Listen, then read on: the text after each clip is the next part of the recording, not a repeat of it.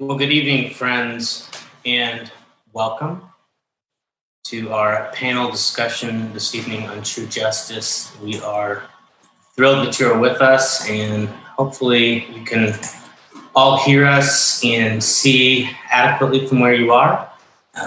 We are new to this kind of event, so we just ask for grace as we work through the technical side of things, but hopefully everything will run smoothly, and this will be just an uplifting, informative, and hopefully transformative experience for everybody who participates this evening. My name is Tim. I don't think I've introduced myself yet. I'm the minister at Eastside United Methodist Church in Atlanta, Georgia, and Eastside is a new-ish church. We have been around now for about 9 years, and it has been a journey and a thrill and a joy to be a part of the city of Atlanta with all the change and all the reality that brings with it, and just ministering in such a thriving and complex and beautiful place. So it is good to be with you all. If you're new to our church community, welcome. It's good to have you here.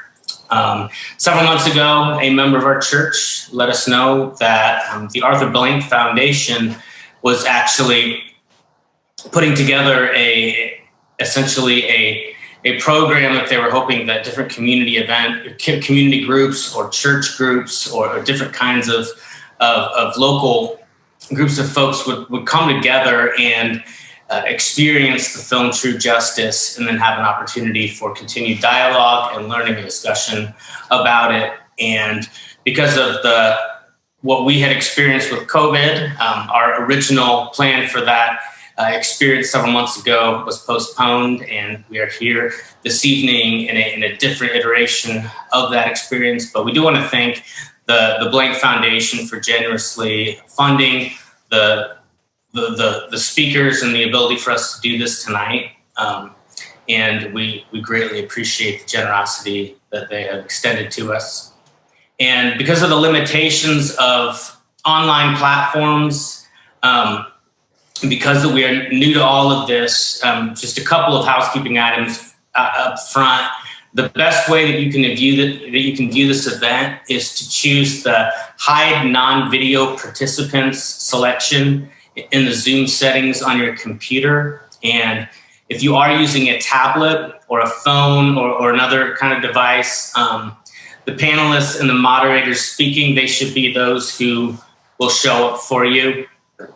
If you do have technical assistance, we have somebody monitoring the info account at the church, which is just info@eastsideatl.org. Again, that's info@eastsideatl.org. You can also send a private chat message through the Zoom meeting to the host, and we'll do our best to help you with that.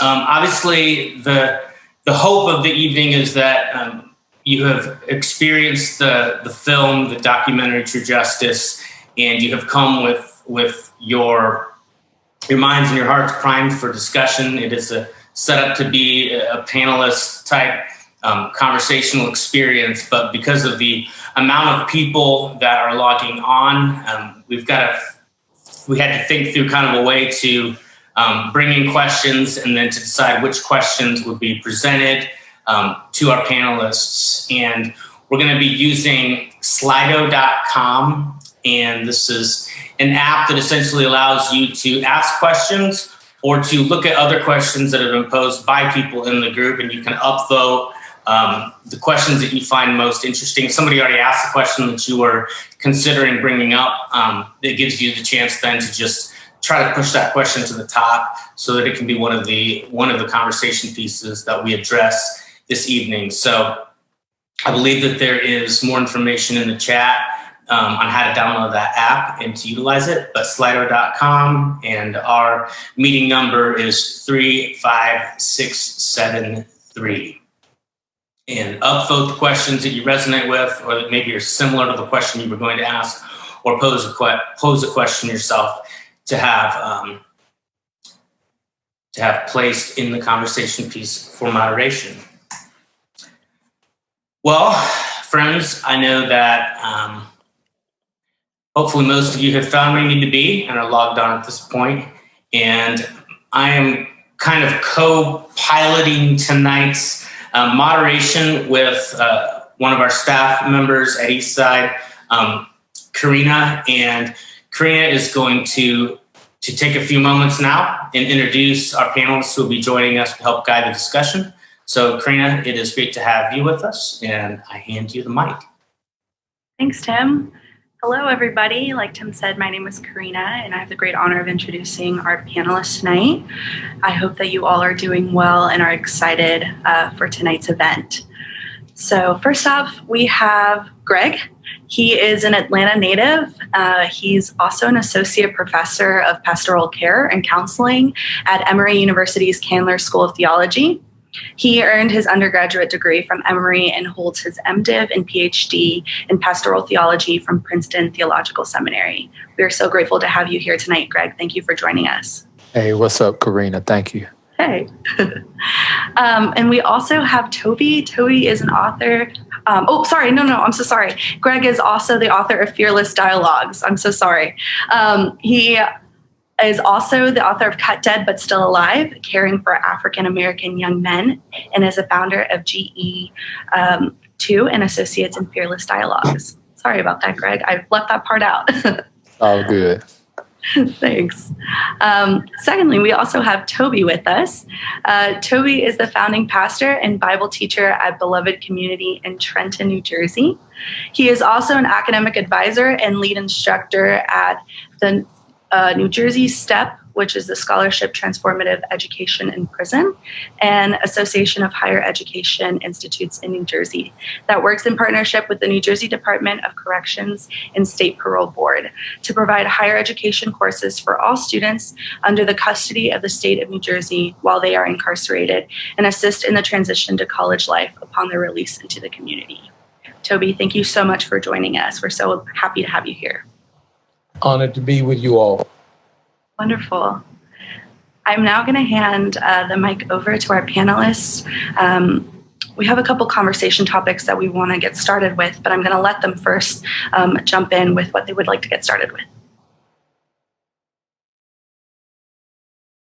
I'd like to first start by thanking Tim, Katie, Dustin, and Karina for not only your hospitality, but your fortitude. We started having this conversation many months ago, and I'm so grateful that you all would afford me the opportunity to not only be with this community, but to be with my brother. Toby is the closest thing I have to an older brother in life. We met almost 20 years ago as students at Princeton Seminary. And he is not only a dear friend, but he is of legend on every campus that he goes to.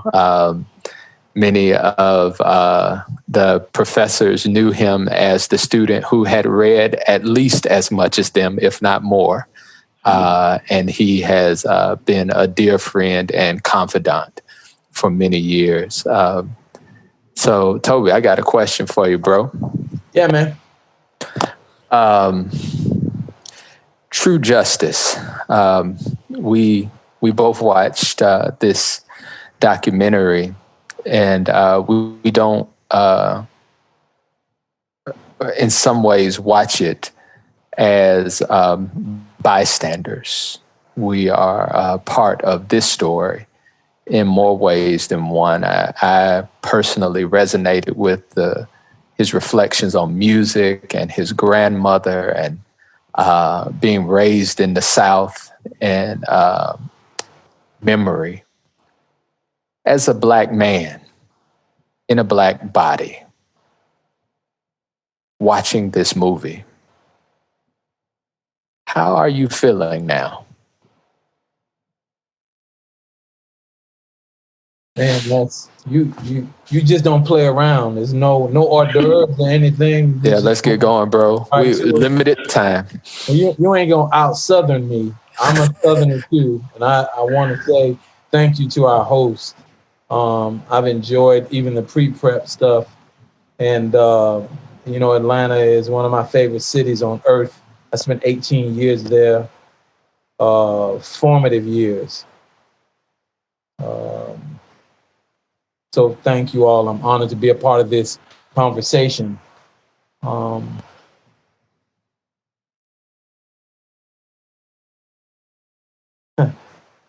The documentary, indeed, every time I listen to Brian, it hits me in that place in your gut. I identify with so much of his life and a lot of his work. And particularly right now,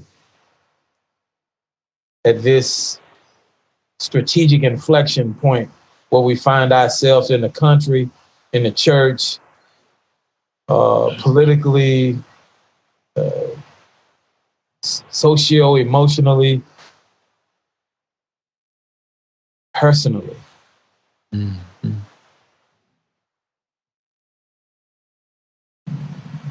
There are aspects of the documentary that are, in their own ways, a meditation on death, the kind of death that stalks us and that's watching over us. And these men and women that he's decided to work with embody that death that stalks us, whether we're on death row or not.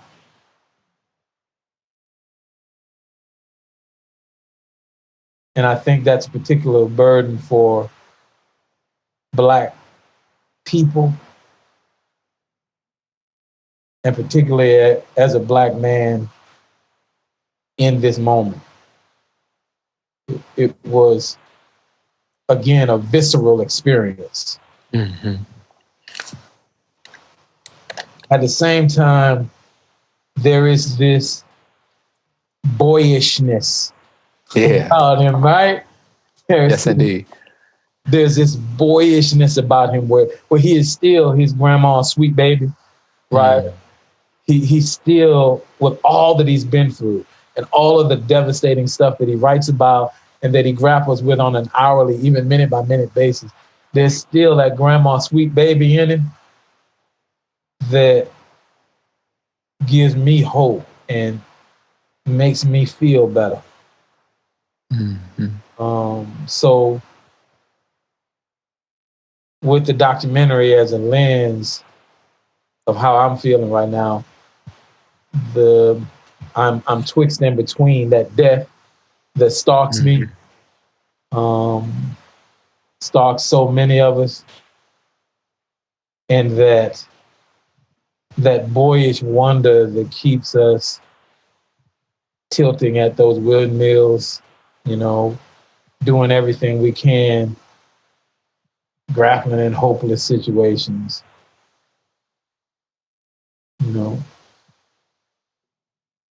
Let me jump in, Tobe. Yeah.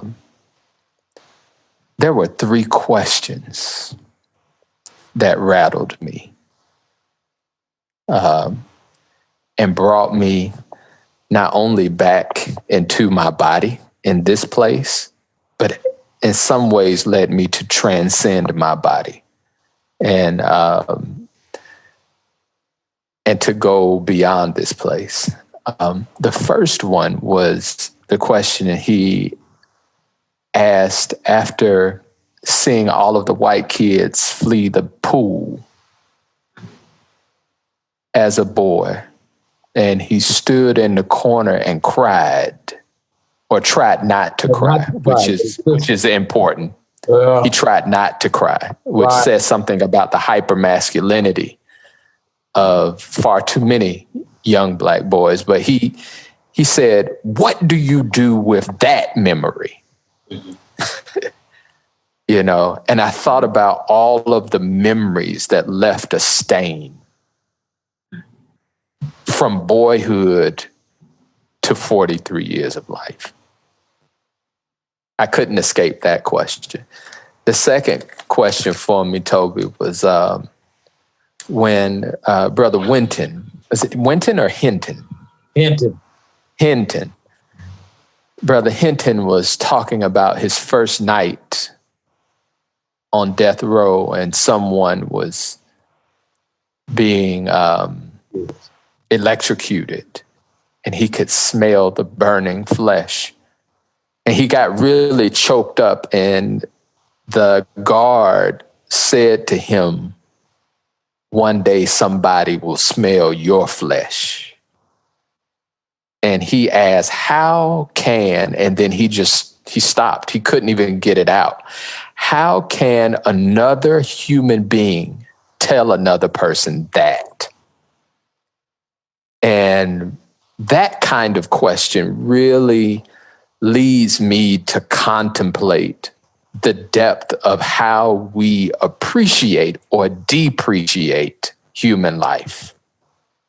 It was a question of empathy. And it was just striking to me. And it said something about the fortitude of that brother's love to say that he could not live with hate in his heart. That's striking to me. And it says something about the Black experience in America to not be overcome by hate. And then the third question, Toby, was not really a question. And we both love our grandmas to this day. They still live with us. Absolutely. And I remember when he said his grandma took him into that shack. And she said, "Baby, what are you here?" And I believe that Brian Stevenson is a mystic. And he has a unique and direct connection to God and the God among us. And I think he was being called upon to hear his ancestors. And likewise, when he stood in that window, Toby, and he looked out that window in his spirit of exasperation, he could see Dr. King and the civil rights leaders marching through the streets of Montgomery. He saw them. And so that third question, what do you hear, is, I think, a question about that lesson his grandma was teaching him, to see that which most people overlook, and to hear that which most people ignore. And that's the only way he could do this work, to dream dreams that most people have not even thought. And so some people may have heard that question as being haunted. I heard it as, no, you have to dream bigger. And so this documentary has a lot of emotions floating around in me, bro. Yeah. His grandmother's question in the shack, of course, and you know this, reminded me of your grandmother's country dark question to you, right? Man. Man. I know it took you to that porch, right? Right? Yes, indeed. Yes, indeed. And as I thought about what would be valuable to talk about with the people that are with us, is just that relationship between fear and hope, right? That relationship between those things that keep us up at night, that trouble us in our souls, that we don't always talk about. But that relationship is the relationship why the people who are listening right now decided to listen right now, because they are troubled by those things in the darkness of the human soul, maybe in the darkness of their own soul, our own soul. That's why they're here. And I do like those grandmothers, like my grandmother, Sarah, like your grandmama, offered us hope in those disquieting times. Mm-hmm. And Brian Stevens, man, he just does that with every minute of his life. every minute of his life. So, Toby, we just got a few more minutes for our introduction, but I'd love for you to talk about the loneliness that walks with people like Brian Stevenson, the loneliness that you and I have felt, and the importance of relationship. Well, I believe God orchestrates experiences in life. I believe that wholeheartedly. And for people that are trying to be agents of change, I know you are, Greg. I believe in you. I believe in your work. I accept this invitation because of that confidence. But God also directs us down a path of loneliness. Everybody, right? Where we move from those holding environments where we're comfortable into the next stage of our development, into change, into opportunity, into bringing hope where there is not hope. And that journey is inherently lonely, I believe. There are moments in it that are lonely. There are moments throughout it that are lonely. And that resonated with me. There's a difference, the way his family talked about him. The same, yes, right? The what his brother said to his children, why he named his son Brian, right? That's right. Right. I mean, that loneliness is formidable. I think, must Jesus bear the cross alone and all the world go free? No, there's a cross for everyone, right? And there's a cross for me. And yeah. I could hear that playing in my head, watching, especially when he was at that piano, man. But there's a difference, Toby, and we have talked about this. The cheese stands alone, right? There's a difference between loneliness and aloneness. Yeah. And I think though Brian Stevenson experiences loneliness, he is not alone. I believe in my heart that he feels accompanied by the ancestors. He feels pushed forward by his family. He feels pushed forward by those who are not yet born. And he feels supported and loved. When he talked about that brother who stuttered just before he gave his life, and he said clearly, "I love you," I think he knew in his heart of hearts, though he wanted to give up, he could not give up because he was supported by a cloud of witnesses. And that gentleman joined that cloud. Yeah. And I think in this very exhausting period in our nation's history, it's so easy to feel alone and fail to remember that we're surrounded, man.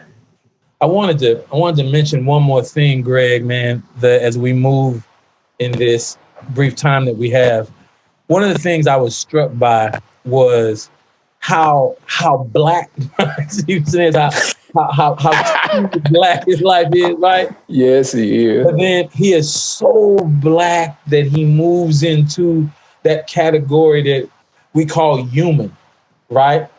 And I was thinking about the scene with his sister, and Pat Conroy has a great novel called The Prince of Tides, where him and his sister used to jump under the water, right?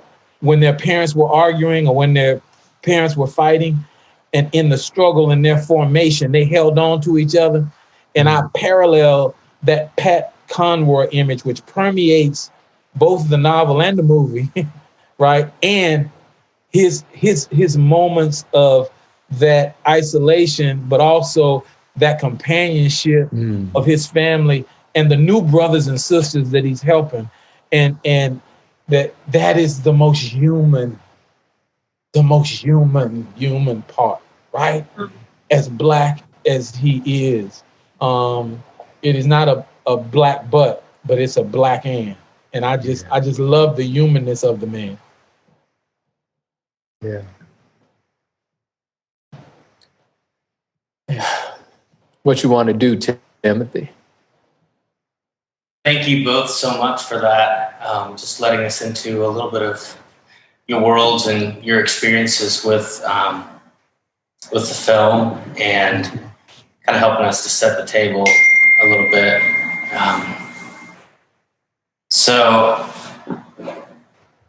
we're going to go ahead and get started with one of the first questions that has been voted to the top, and we will let the two of you decide who wants to kind of tackle it first, and then have a conversation about it.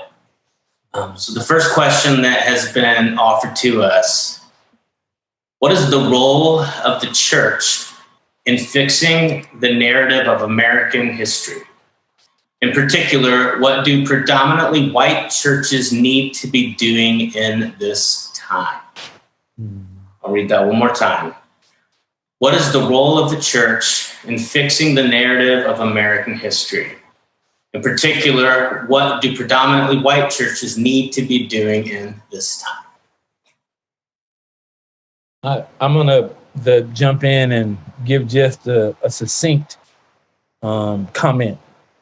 My comment is that is for those churches to decide, or the collective of them to decide. But it is a challenge that they face if they're going to be authentically the body of Christ. The word church is a complicated one. The Bible itself has a certain attitude toward the word church, and it's not all positive, but I would say, I would encourage churches, particularly white ones or predominantly white ones, to think about confession, which is their role in the way the world is as it is right now.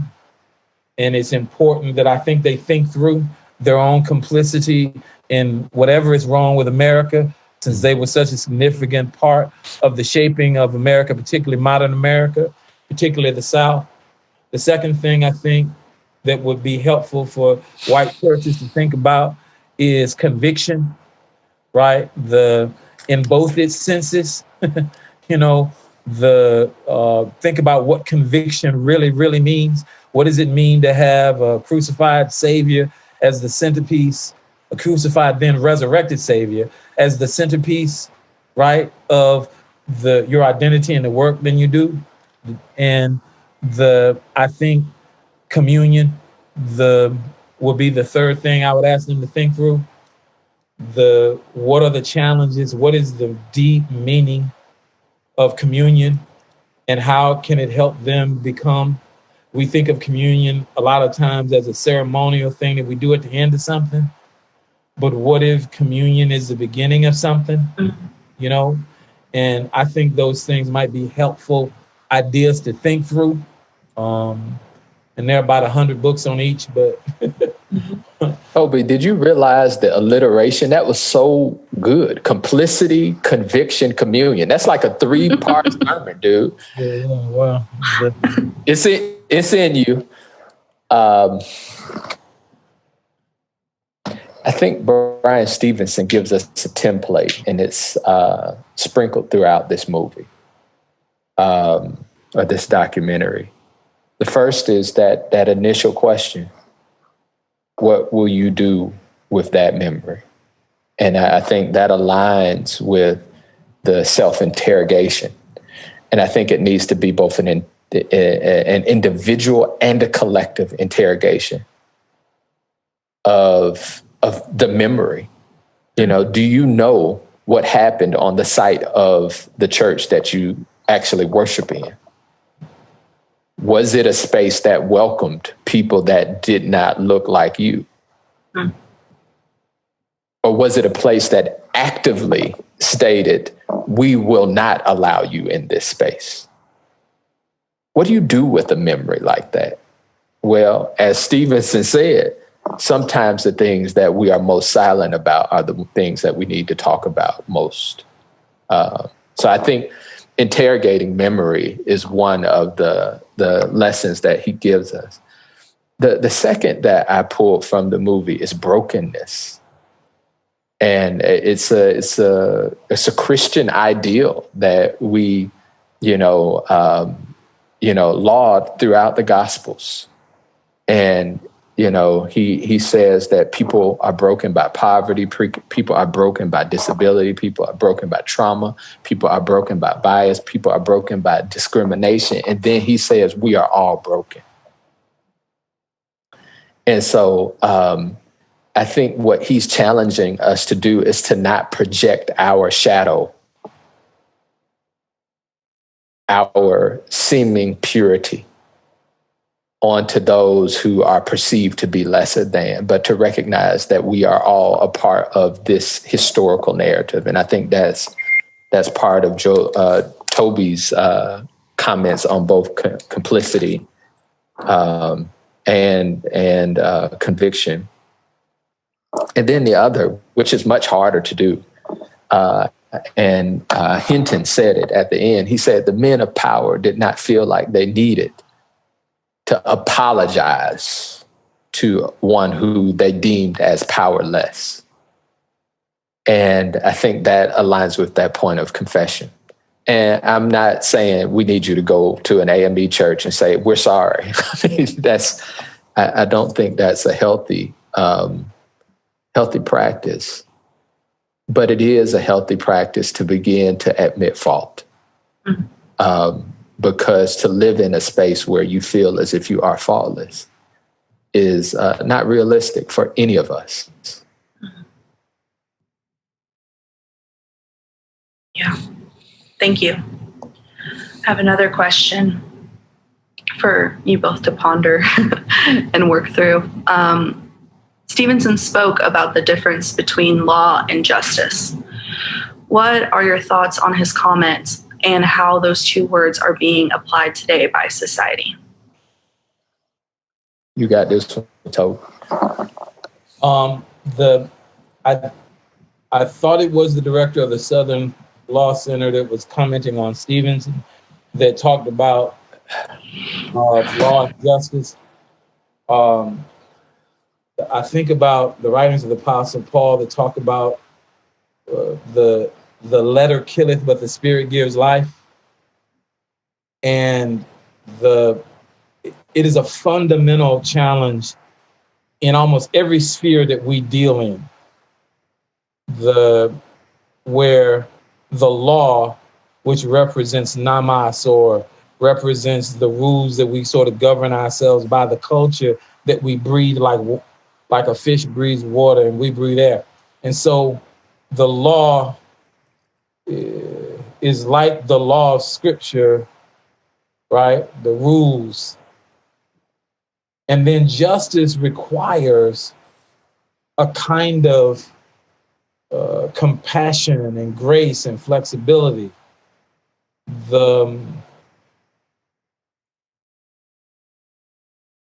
And I think his love of both is a challenge that faces Christians and human beings. But I do think that we have to work to free ourselves from something that I can only call the prison of literalism. in law, in politics, in public policy, even in psychology, this literalism is a prison house. And I think that the work of Christ, the work of the church, the work of courageous people in every field, secular and religious, spiritual, is to help break us out of the prison houses that strict law, literalism, fundamentalism, doctrinaire understandings. And so I see him in that line of prophet. Let me push you, Toby. How would King differentiate law and justice? I think King particularly later king would make the distinction that law, we have to be willing to pay the price of whatever it is to break the law, right? Because the law helps sustain society, it helps order society and so forth. But sometimes the law is unjust and then it yields to a higher law. And that higher law is usually not law at all. That higher law is usually a form of grace that is supposed to be our housing. So King would probably differentiate between the kind of laws that we have that are encoded in constitutions and public policy and developmental projects and church policies, and the kind of law that God gives us that is fundamentally an act of grace. Yeah, that's the moral arc of the universe. Moral arc of the universe is fundamentally an act of grace. My brother said something recently where he was teaching me the word solicitude, right? And solicitude is about this care. That's what the old meaning of solicitude was. Yeah. That God cared for us so much that God did not forethink what our response would be. Because if he had forethought what our response would be, then our response would have to be that. That's how powerful the thinking of God is. But God intentionally did not forethink how we would respond to challenging difficulties and left us free. So freedom is a consequence of the act of God self-limiting, right? And so that's caring. My point about that is that when we make laws or we have expectations of people, a lot of times we do it in such a strict way that we want them to react exactly the way it's lined out that they should act. We don't have the kind of gracious thought toward others that imagines that they might act in a way that would offend us or that we're not going to like or that we were told was not good. But to be more like Christ, to be more like the creator of the universe, we need to be more open about what the possibilities are, right, for how people should act. And I think our children, literally my children, the generation right after you, Greg, man, we got to have the courage to listen to them kids. That's right. Because them kids are teaching us something that we really need to hear, right? Because I think they have the solicitude, that they have the care, right, for humanity that can teach us something, those of us who were just trying to be successful, trying to order things, trying to survive. They want to flourish. And those kids are teaching us something right now. And we have to have the wisdom and the courage to listen and to see what kind of world they're going to make of this. Anyway, I hope that is helpful. I believe the king saw law and justice this way. I do. Yeah. And remember, he had to deal with his own kids, like our kids right now. He had to deal with those Black Power kids. He had deal with the kids that Ella Baker and them trained. He had to deal with these Carmichael. He had to deal with the kids that were impatient with his form of radicalism. That's right. But he was gracious. Look at John Lewis today. It's a direct benefit of King. Direct. And man, yeah, I hear you, man. But that's an excellent question. I'm gonna think about that for a couple of days. Yeah. This is how most of our conversations go. Is thank God the Blank Foundation is paying us to have a conversation. But this we push each other. What you thinking, Timothy?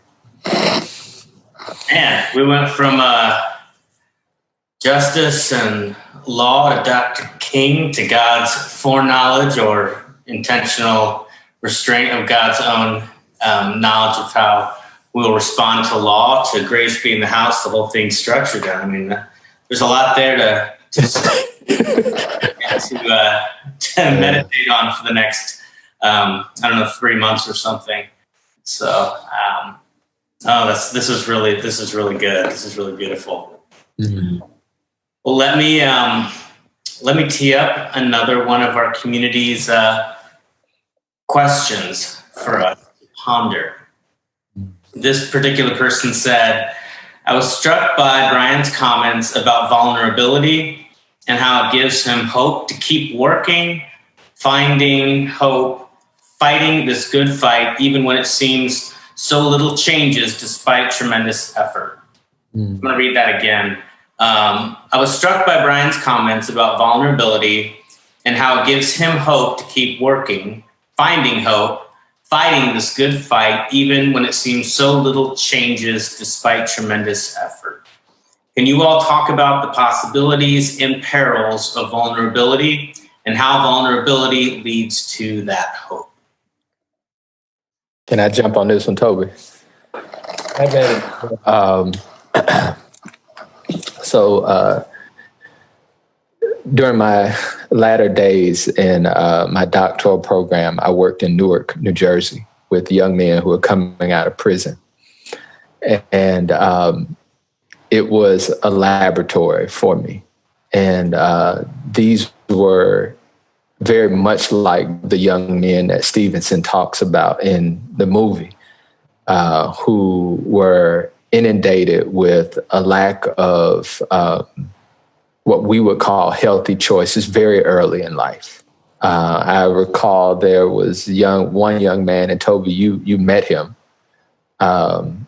who had a perilous choice. His mother was a prostitute, and she would bring men into and out of his home, their apartment, to supply her crack addiction. And he had a younger sister. So he decided that he would start selling drugs as early as he could in order to supply his mom's habit to protect his younger sister so that those men would not come in and out of the house. That's an impossible choice. And so working in that environment, it was very difficult for me as a theology student to think about eschatology and, some hope or heaven that was out there, because these young men were seeking to live the next 10 minutes. They could not envision what life would look like 3 years from now. Like a student in high school in an environment where they don't have to look over their shoulder every minute. They thought, how do I live to see tomorrow? And so I had to conceptualize in order to not only work with these young men, but to have some stability in my own soul.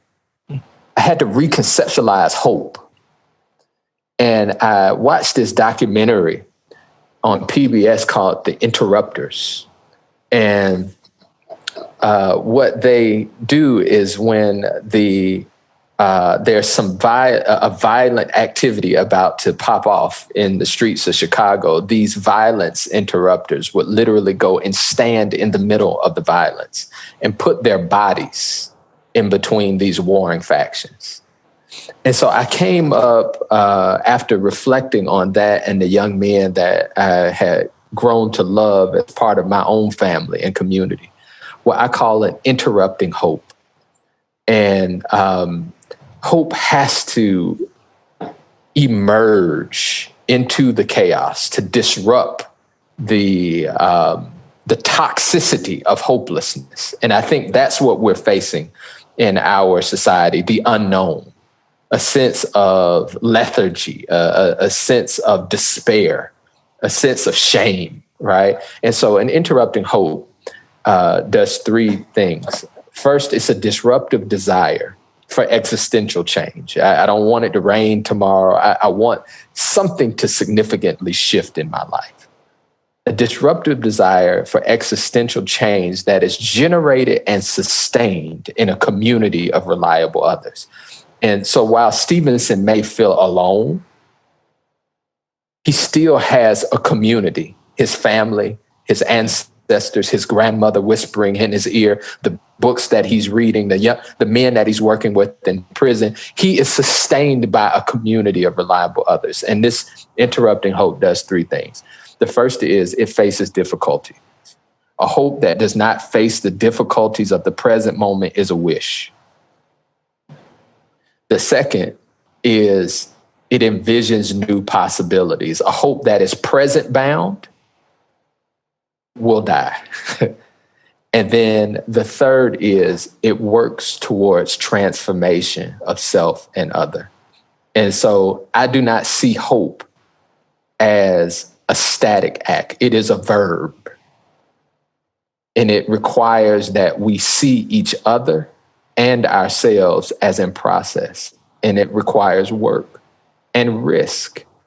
And so for me, Brian Stevenson is driven by hope, as I feel like I can speak with assurance that Toby and I feel that same kind of generative hope to interrupt the despair that we see in the lives of young people who are, just wrecked by hard decisions far too early in life, but also by our white brothers and sisters who say, we want to put a Band-Aid on this and just get through this quickly. It's 400 years of oppression. We need to buckle in for the long haul, and the only way you do that is through hope.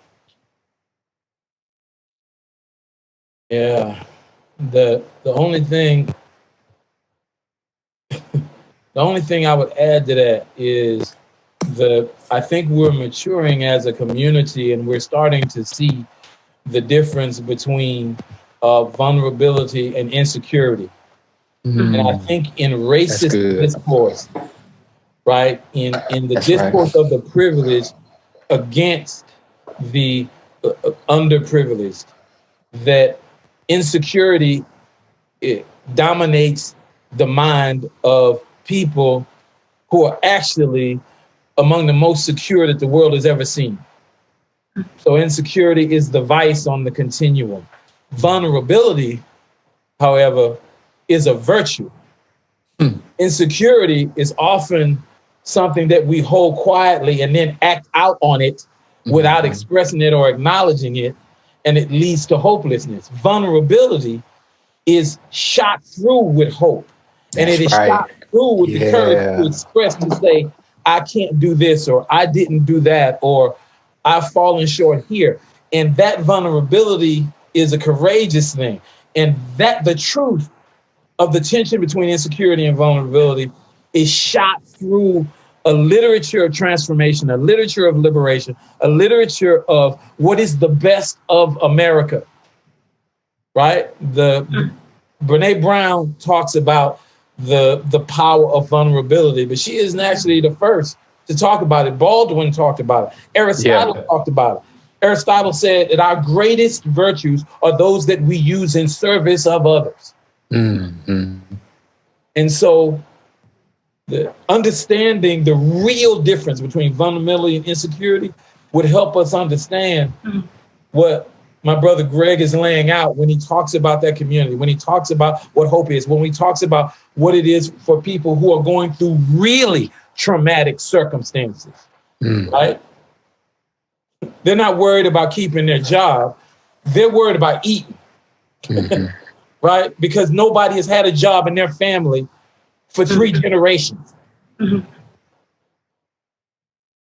help but connect that piece about insecurity versus vulnerability with what Stevenson spoke to, just the inability of a collective to apologize, to be willing to state like mistake, to do confession, whatever you want to call it, and how vulnerability is like you said, it's this virtue of living into this allowing yourself to be susceptible to whatever may come by speaking the truth about yourself and your relationship to whatever's going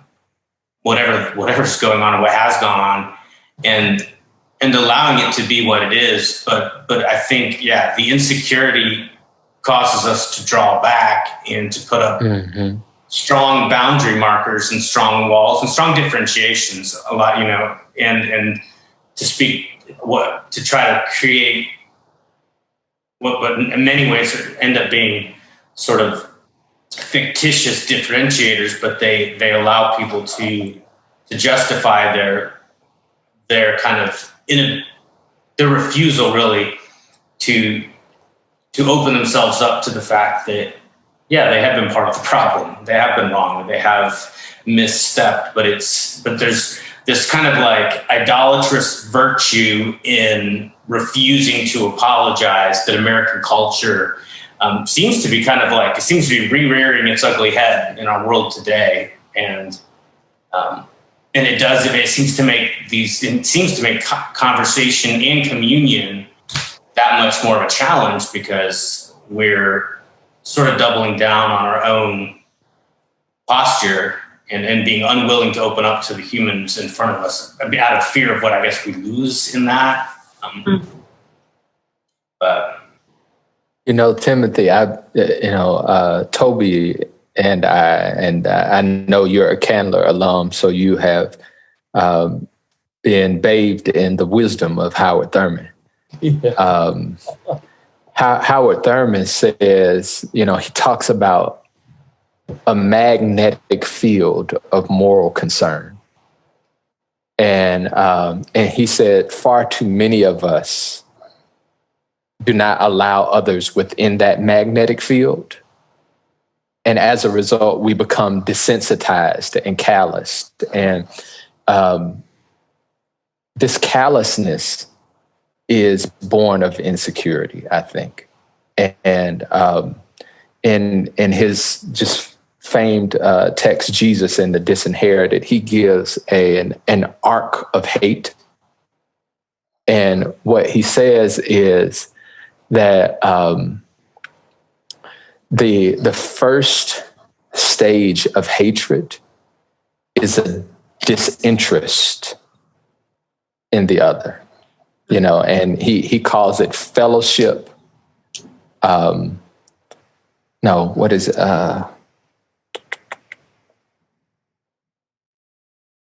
Contact without fellowship, right?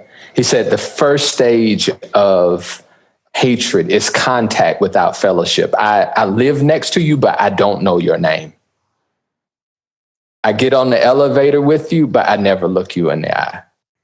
And so contact without fellowship over time, for Thurman, builds a disregard for the other. So if I really don't know you, if something happens to you, or if someone does something to you, it doesn't matter as much to me.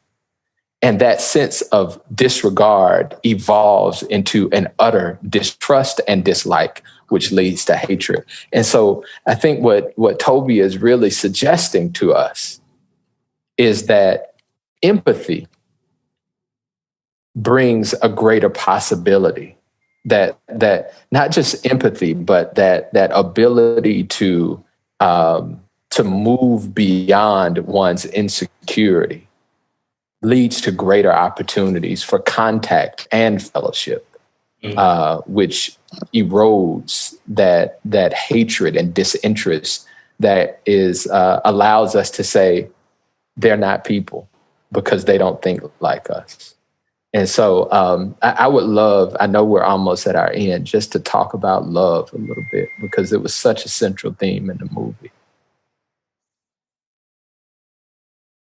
Yeah, I mean, what I think it's about 8:54.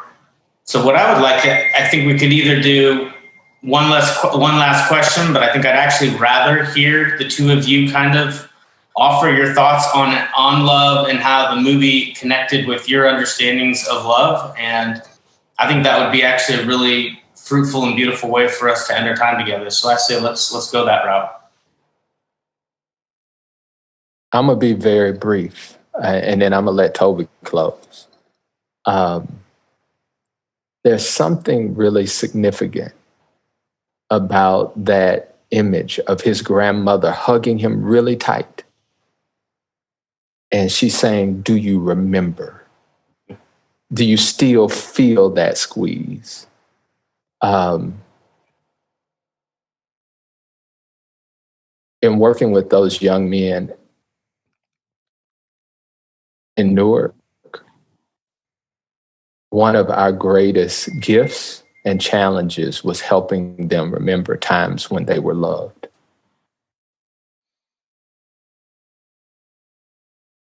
I think it goes back to his power of memory, and we have a bodily memory.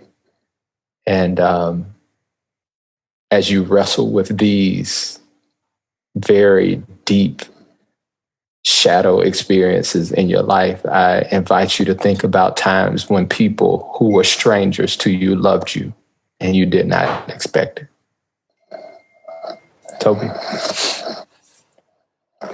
There was a question queuing about the way that law can be an obstacle to justice.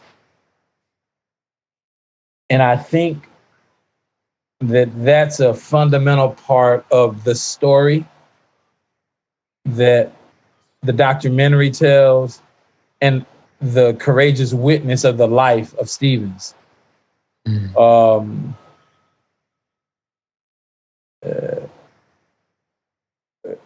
I think we have to do the hard work of remembering that that which we think of as the law or authoritative is usually just a story, not the only story. And when we sacralize one story over all others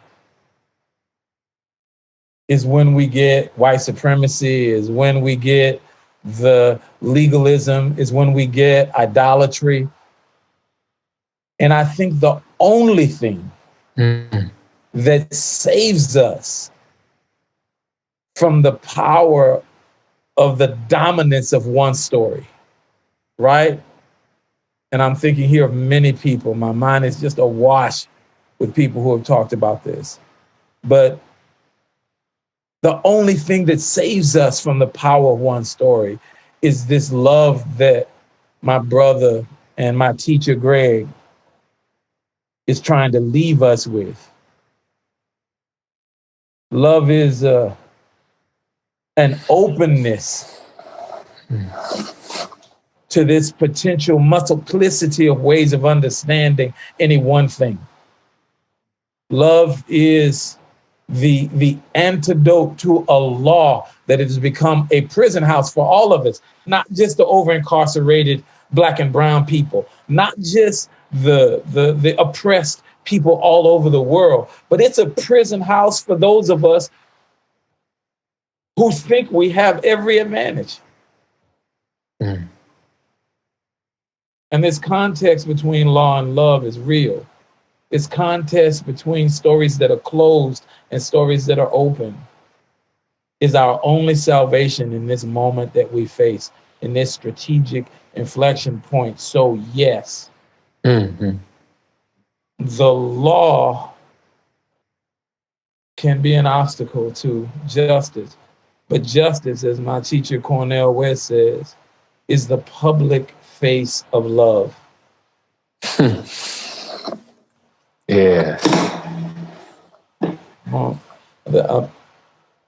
I'm going to stop there in the interest of being timely, but I do want to thank the Author Blanks folks because the truth is that there are controversies now, right? That the Blanks family and folk are facing stuff.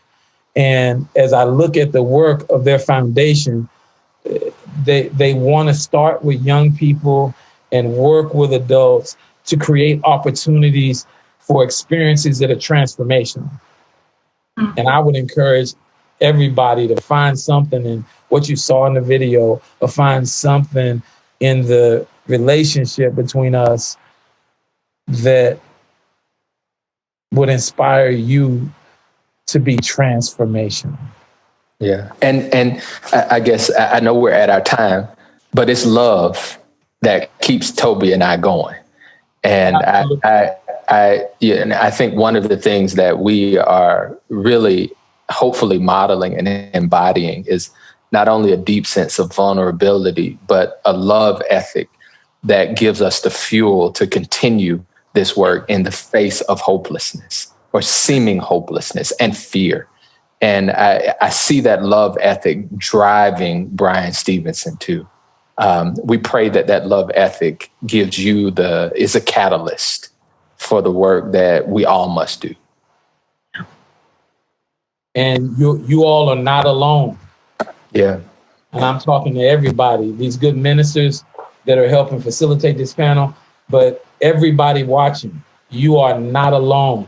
I thought I was weird until I met Greg. Me too. I still think I'm weird. But I know I'm weird now. I'm not alone in my weird. Yes. No. So we got to go, bro. All right. Well, Thank you both so much. yeah, and what I love ending on a note of joy, and I think joy is a bit of a side obsession of mine, but I think with all this talk of hope and love, when joy can erupt and break in the middle of all of the work that is being done, that is another way that we are sustained to keep doing the work and to keep fighting and to keep pushing. Those moments of joy that just allow us to connect at a deeper and more human level. So a couple of things that I want to offer up in closing.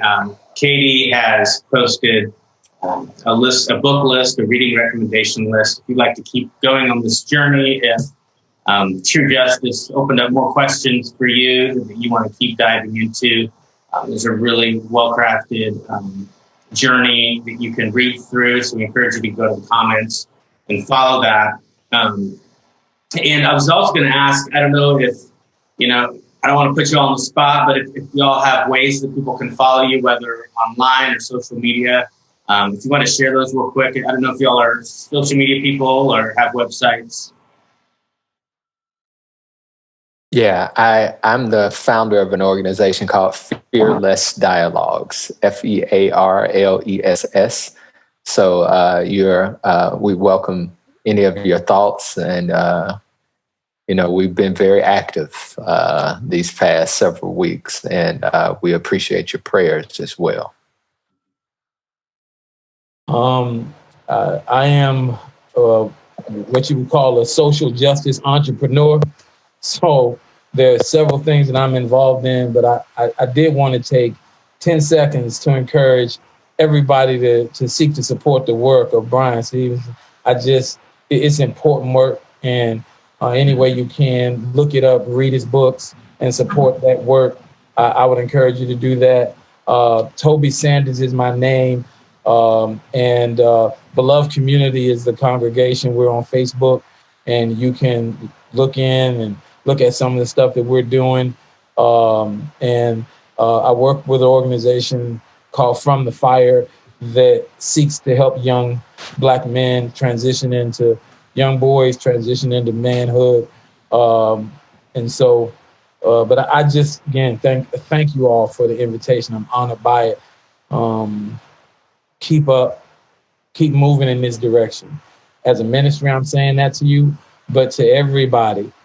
If you're listening tonight, it's because your heart, is moving in a certain kind of direction. And I want to encourage you to continue to move. Well, Toby and Greg, what a joy it's been to learn from you, and Greg, to reconnect with you from the Candler days. And hopefully there will be more conversations in the future. And we just are grateful to each and every one of you who has taken time out of your evening to tune in and to sit with Brian's story and with his work, and hopefully be inspired and transformed by that. And so before we sign off, I just want to give Karina, did you have anything else you wanted to jump in and offer? Yeah, thank you again, Greg and Toby, for being with us tonight. The only thing I'll offer up, I believe that it's already been placed in the chat, but there is a UMC community service that is happening tomorrow at 1 p.m. It's a service of lament and work to dismantle racism. We as a church invite you to join us in that. And lastly, the only other thing I'll mention is to look out for our book list as well as our racial justice book library that we will be having at Eastside. There will be more information that will be pushed out via social media, etc., for you to be able to dive in and have access and resources to be able to read up on these things that we've been talking about tonight, some of the books that were mentioned, some of the authors that were mentioned. But other than that, be well. Thank you for joining us tonight. It's been wonderful to be with you all, and we pray that you all go in peace and have a blessed week. Bye-bye.